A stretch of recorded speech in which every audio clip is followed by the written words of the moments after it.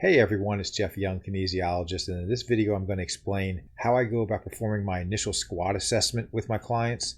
But I'm going to start with why I am not a fan of an overhead squat assessment, whether it's part of a functional movement screen assessment or as a standalone assessment. I'm just not a fan of overhead squat assessments at all for most people, and I want to start off by explaining why. So let's get into that first, and then I have a video of how I go about performing my initial squat assessment in a keep it simple, stupid sort of way. So before I bring up any bullet points, let's draw your attention to these pictures. Here is an overhead squat assessment from the side view and from the front view. And the primary reason why I'm not a fan of using an overhead squat assessment is because in most situations in general fitness, you're never going to have your client performing an overhead squat. And in medical fitness with special populations, it's pretty much guaranteed you're never going to have a client perform an overhead squat. So why assess an overhead squat if you're never going to have your client perform them anyway? This is primarily for someone who is an Olympic lifter or includes Olympic lifts as part of their program design, more specifically includes a snatch as part of their program design. But in any case, it just makes no sense to me to assess a movement that we're never going to perform in our sessions anyway.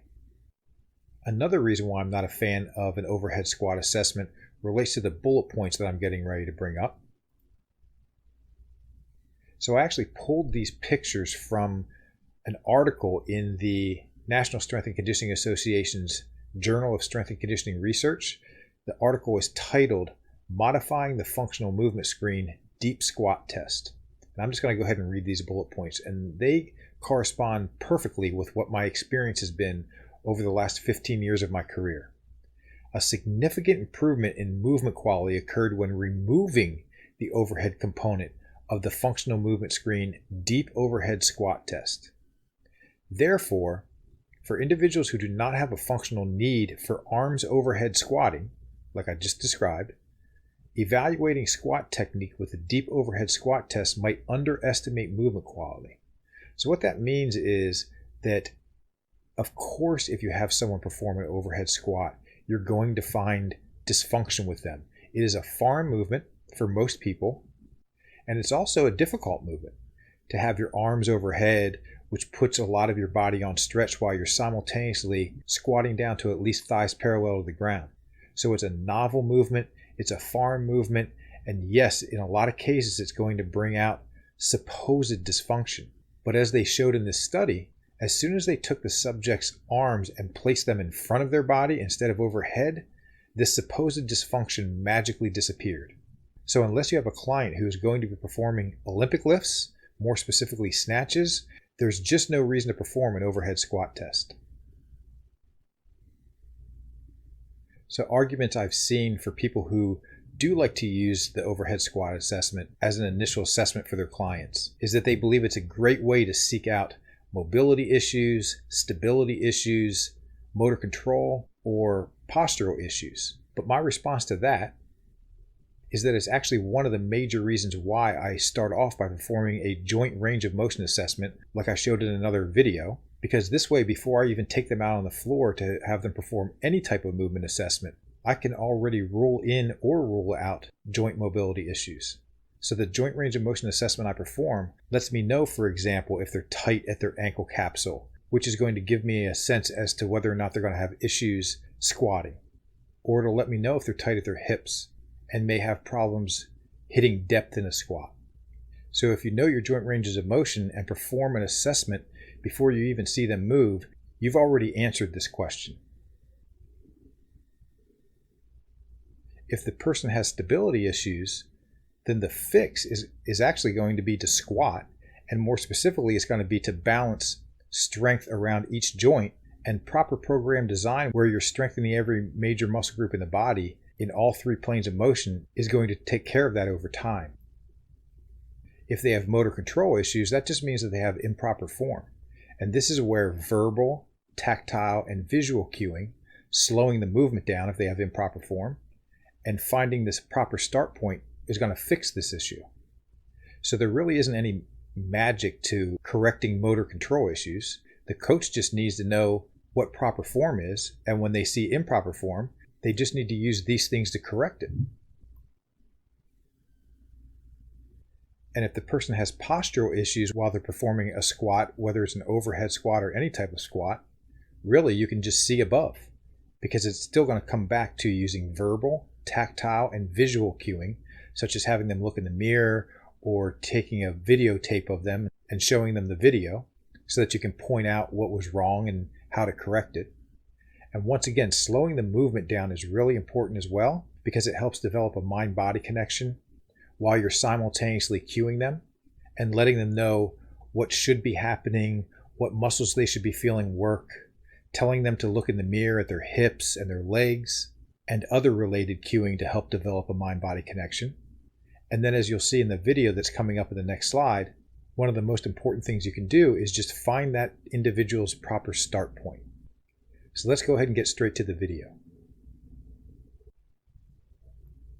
So before I press play, you're going to see in this video that I keep it ridiculously simple.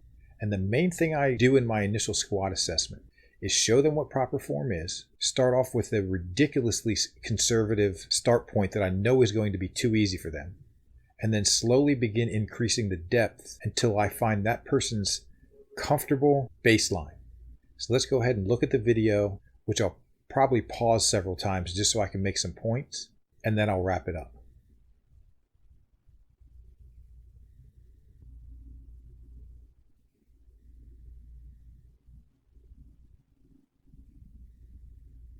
Okay, so as you can see, the first thing I do is I set up a conservative seat height, something that I know is going to be way too easy for them, because I know going into it that I'm only going to have them perform 2, 3, at the absolute most 4 repetitions at this initial height. I just want to make sure that I'm able to see that they can move properly without pain and that they have the basics down before I start to have them go a little bit deeper.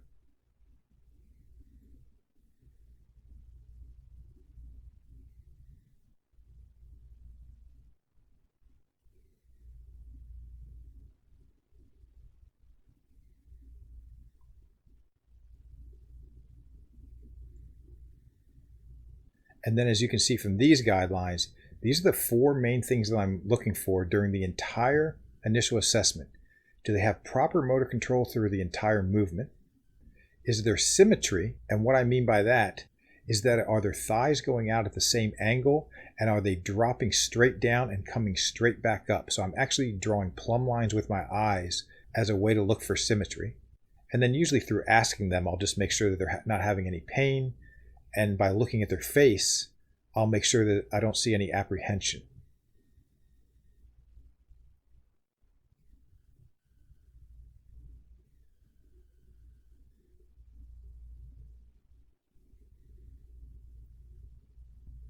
And then from here, as you can see from this angle, I'm cueing them to push their butt back in space, to keep their chest up and out. In a perfect world, I don't want them to sit on the pad. I want them to just tap and go. And I tell them to lower with control. As far as raising with velocity, maybe or maybe not. It just depends on how they look during the course of the repetitions. I might just have them control the movement instead and not worry about the raising with velocity part until later.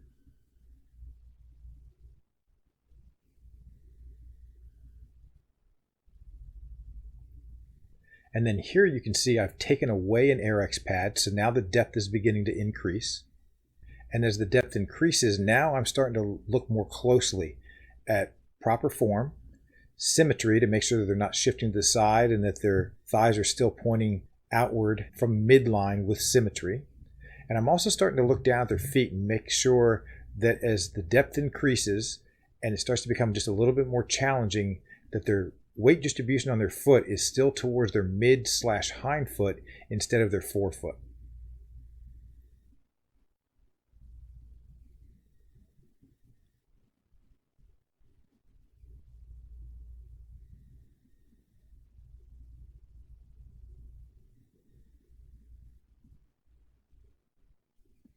And at this point, it becomes that much more important to not only look at them from the front, but also to make sure that you're looking from the side, because one of the main things I'm looking for as the depth continues to increase is butt wink, or in other words, where their pelvis starts to tuck under.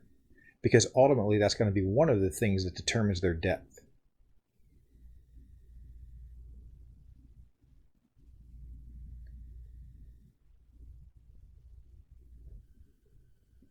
So as you can see, I've increased the depth by taking the last Airex pad away, and I really only usually look at 2 or at the most 3 repetitions at each height.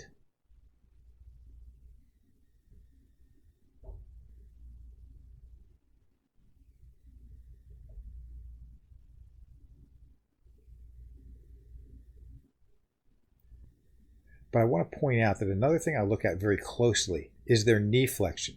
And as you can see here, she's at about 90 degrees of knee flexion. It's important that they get to at least 60 degrees of knee flexion, or in other words, a little bit past a quarter squat with proper form and pain-free.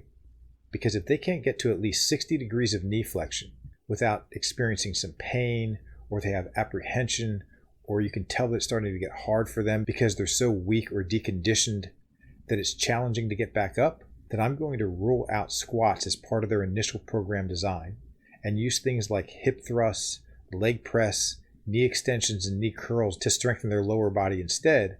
But I may still have them perform sit to stand within their pain-free range of motion as part of a dynamic warm-up so that they can remain familiar with the movement and what proper form is.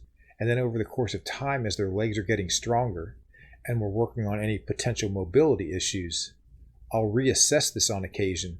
And once they can get to a depth below a quarter squat, or in other words, at least 60 degrees of knee flexion, or preferably a little bit below that, then we'll start loading them up.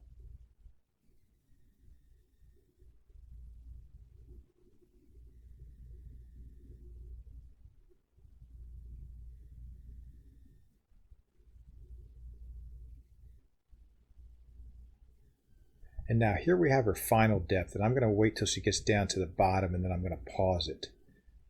And even though the words are a little bit in the way, as you can see, she has good symmetry with her thighs, and her thigh angle matches her foot angle, which is what we want. She's going straight down and coming straight up.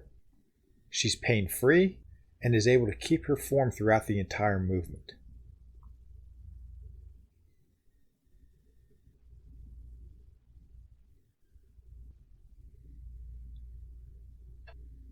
And then finally, as we look from the side, and let me go ahead and pause it when she hits the bottom, you'll see as I speed it back up that she does go into a little bit of butt wink. Her pelvis starts to tilt under a little bit, but she also has really good depth.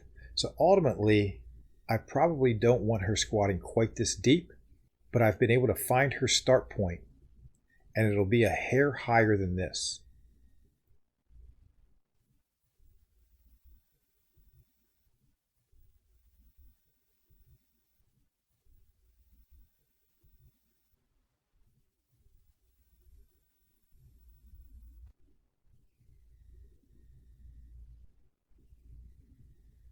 So in conclusion, I am not a fan of an overhead squat assessment at all. There's really no need for it. And the main thing I want you to get out of the video that I just showed you is that a really simple, safe, and effective way to go about it is to use a stool and some Airex pads or some towels and begin with a height that is on the ultra-conservative side, and then in increments start working your way down as you look at them from both the front and the side. And the main things that you're looking for are that they're pain-free, that there's symmetry, that they have proper form, that they're able to get to at least 60 degrees of knee flexion when you look at them from the side. And one of the ultimate goals is to find the depth that does take them into a little bit of butt wink, because then you know what their threshold is, and your start point will be just a little bit higher than that. And once I've found their proper depth, at that point I just get them comfortable at that depth, performing bodyweight squats. And many times by the second session, I'm loading them up with a bar, for example, maybe just a 15 or 20 pound body bar to begin with, just to get them used to what it's like to have a bar on their back. But I'll make sure that the weight is pretty insignificant, and I'll have them go to the same depth that they reached when they were doing their body weight assessment. And at that point, I'll start cueing them more specifically to lower with control and raise with velocity, and then I'll begin to incrementally increase the weight. And lastly, keep in mind that the majority of the population that I train are in their 40s, 50s, 60s, and 70s. They have joint pain. Many of them are weak and deconditioned. The majority of them have never squatted with a bar on their back before in their life.